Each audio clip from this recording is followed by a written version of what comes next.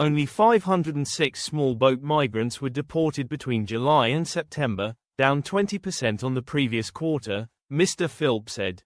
The Channel migrant crisis would have ended by now had Labour kept the Rwanda deportation scheme, Chris Philp has declared.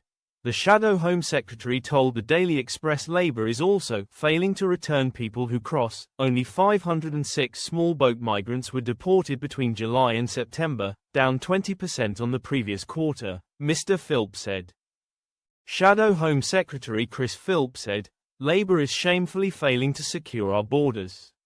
Over 20,000 people have crossed by small boat since the election, 18% more than the same period last year. Labour cancelled the Rwanda deterrent before it even started. And they're now failing to return people who cross.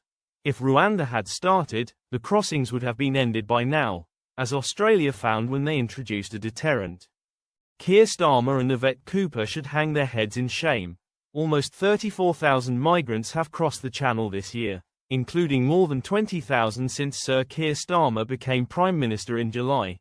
Labour ditched the Rwanda deportation scheme within hours of coming into office, and Ms. Cooper is prioritising hunting the smuggling gangs, particularly the Kurdish organised crime networks that control many of the crossing routes, to end the crisis.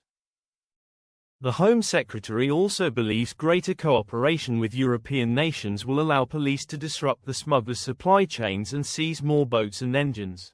But Mr. Philp told MPs on Wednesday, since the election, more than 20,000 people dangerously and illegally crossed the English Channel.